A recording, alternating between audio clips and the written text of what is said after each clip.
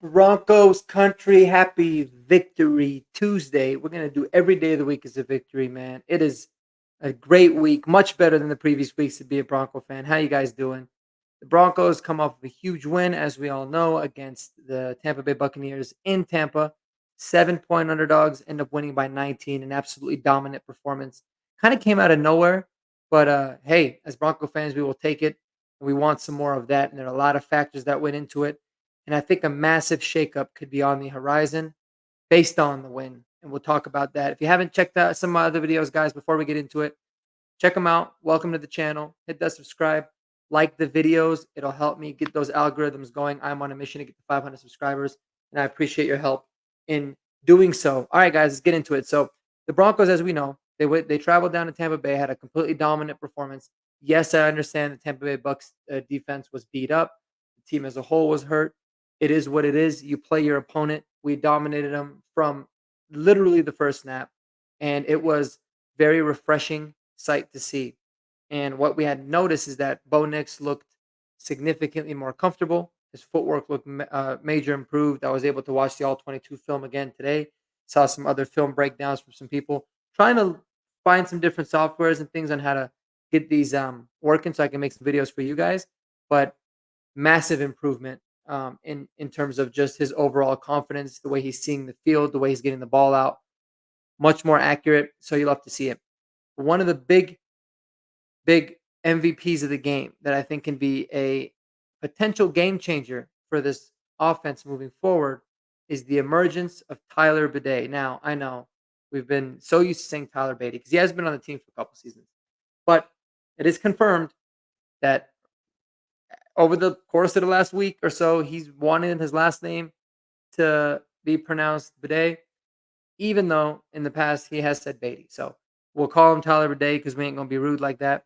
But anyways, Tyler Bidet, man, is been a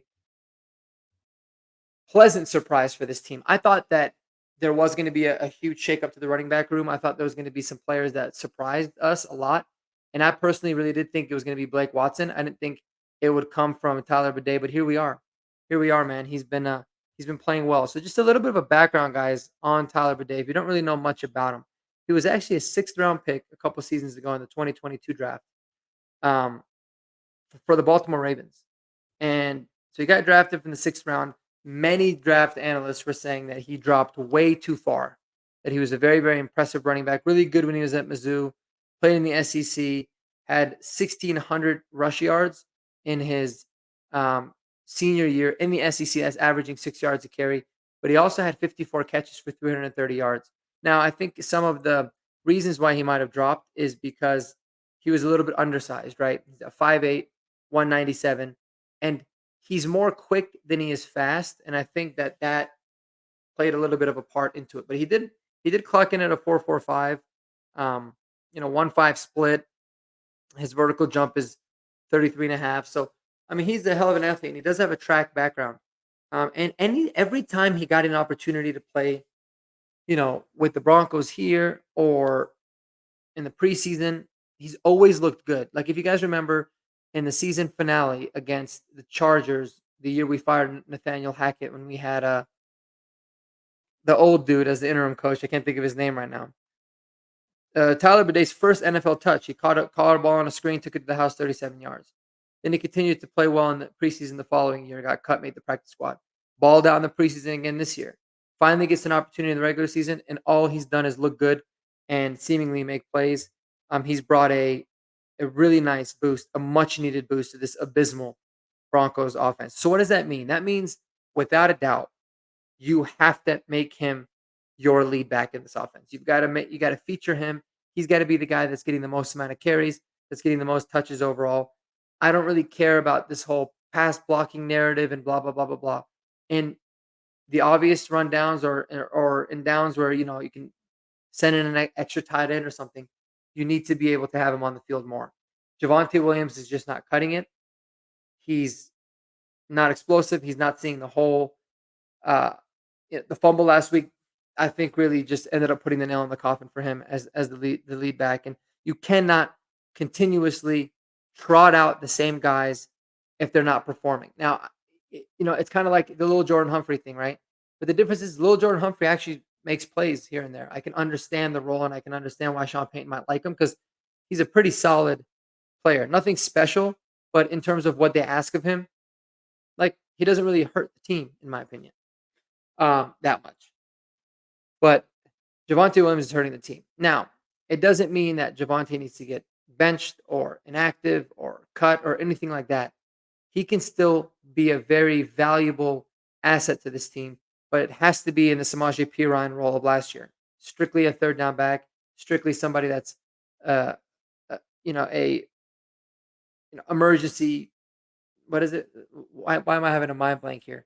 Um, Kind of like a safety blanket, right? For Bo Nix in those late game situations or in the 4 minute, 2 minute offenses. He's very good at catching the ball. He's proven that. He's extremely good in pass pro. That is one thing I will tell you guys after I rewatched the All 22 film. He is incredible at pass pro. He had a lot of amazing blocks, unbelievable blitz pickups that were huge in terms of giving Bo a little bit more time to be able to complete. With the long one of the long completions to Sutton was strictly because of a huge block that Javonte Williams had. So that being the case, it doesn't mean Javonte Williams obviously has a role, but it's got to be in a very very limited capacity, in my opinion. And then Jaleel McLaughlin can be kind of that additional change of pace, the backup running back that's kind of spelling, Tyler Bidet as needed, right? Jaleel's made some decent plays too, but he also can't just seem to see the holes, or he's somebody that I think is a little bit more of a get in a groove type of a runner, and so when he's unable to get a lot of carries, it doesn't really work out for him. But when you watch Tyler Bidet, and it's so obvious on the film, he's explosive. Those first two steps are impressive. He's decisive. He knows where he's going, and he definitely does not shy away from contact. And he's definitely bigger than Jaleel. Now, if you look at it on the, if you just look at like their measurables, on the internet, he's about 12 pounds heavier than than McLaughlin. So it doesn't seem like it's that much, even though 12 pounds is, I mean, it's still 12 pounds. It's still decent, but he looks bigger. He looks specifically in his lower body. He runs more powerful. Definitely seems to have better balance than Jaleel does. He doesn't go down as easily. But like I said, it's a small sample size, but I want to see more of him. But this guy is not, you know, extremely undersized, if you ask me, right? I mean, is he a big running back? No, but at 5'8", 197 pounds, you could say he's 200 pounds. That's a pretty big guy. He's shorter and he's a little bit stockier overall. Some NFL comps. Devon Achane is actually going to be a little bit lighter than him. Jameer Gibbs is roughly about the same height and weight, maybe a little bit lighter as well. Barry Sanders was exactly his height and weight. Now, is he going to be as good as any of those guys? Well, I hope so. But the reason that I bring it up is because he's not very undersized. He's big enough to be able to take on a workload. He obviously doesn't have any tread on the tires playing in the NFL and not having many carries. So we need to bring this guy up to speed. I'm curious as to what he can look like in a full-time role, or when he's playing, 60-65% of the snaps like he needs to be playing. And he just brings a dynamic, much needed juice to this offense. There's no doubt about it, in my opinion. So Sean Payton, let's see if you're bold enough to make this change. I doubt you'll announce it. I doubt we'll even know about it until the week of the game. Now, there is a little bit of nuances here, guys. Okay, the nuance here is that he is still on the practice squad, right? So I think depending on if the Broncos make any kind of moves this week will be very telling. Because if they elevate Tyler Bidet this week, that'll be the last time this year they can elevate him to the 53-man roster, uh, unless he's signed to it. So my personal prediction is that they're going to elevate him, and he's going to have a permanent spot on that roster. But it's also, that would put 5 running backs on the active roster, including Michael Burton. So that is a little bit, you have a little bit of skepticism there when it comes to that. Plus, you have Audric Estime scheduled to come back in a couple of weeks. So it's kind of a dicey room. It's not going to be as easy as you think it is. You bring back Audric Estime, who's going to be the odd man out? You might have yourself a situation where you almost have to cut Michael Burton, or you almost have to cut maybe Javonte Williams in order to make it make sense because Estime doesn't seem like somebody who's a big special teams player. I think he might have played, but he's not really known as a special teams player. Michael Burton definitely is.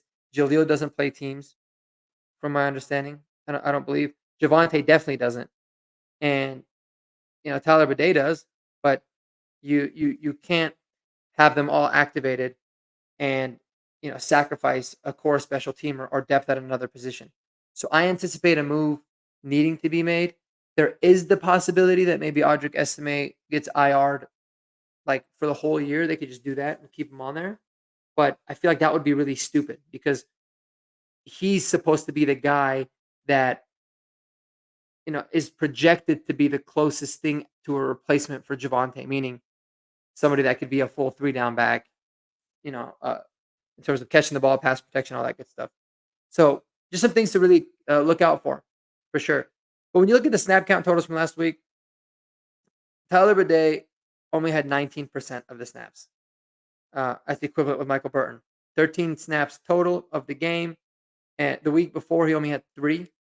And even with 13 snaps, he was our leading rusher by quite a big margin. Now, here's another thing too, guys. The Broncos' offense is becoming almost uncomfortably predictable when it comes to the running back position because right now what's happening is and the data backs it up. If Tyler Bede or Jaleel McLaughlin are on the field, there's a really high chance that they're going to be the ones that get the ball. And we need to be able to find a running back that doesn't allow for you to tip your hand into what it is that you're doing. And so that's going to be the biggest challenge for Tyler Bede is he's going to have situations where he does pass block, where he does, some things a little bit differently than what he's currently doing in terms of like in a gadget role or having a very specific role in the offense. So either way, I'm extremely excited for this player. I think he's going to be very, very good, and I just hope that the Broncos are bold enough to make the move because I do not want to keep trotting out, Javonte Williams with 51% of the snaps, and Jaleel with 26, and Michael Burton with 19, and Tyler Beatty with 19. I don't want to do any of that. I want to have somebody that's a little bit more consistent, getting into a groove, and provides a not just a spark but an identity for this offense. Let me know what you guys think about Tyler Bede, and how do you guys think that this running back room is ultimately going to shake out? It is going to be crowded here in a couple of weeks once Estimate is eligible to come back. So, what's your ideal solution for this, and what does it mean for Blake Watson? Right, because Blake Watson is on the 53, so he'd make it 6 running backs if you include the fullback. That's obviously going to be way too much. If you're asking me, my logic is see what you have in Tyler Bede and in Blake Watson and in Audric Estime as much as you can because the other two guys, you kind of know what you have. See what you got and roll with the hot hand. And right now, the hot hand is Tyler Bede. All right, guys, that's all we got for the day. We'll have a huge Broncos Jets preview. This game is absolutely massive. If you think about it, it's gonna gives the Broncos an opportunity to get back to 2-2, back to 500. And if we can do that, we repeated what we did last year in terms of getting back to 500, but in a much quicker way. But just because of one solid week, we cannot forget about the 2 weeks prior and where we're truly at as a team. And remember, it's about development of Bo NIx and other young players, and Tyler Bede being one of them. All right, guys, spend time with the people that you love most. Remember that. Go Broncos. A big mile high salute to y'all. And until next time, peace out.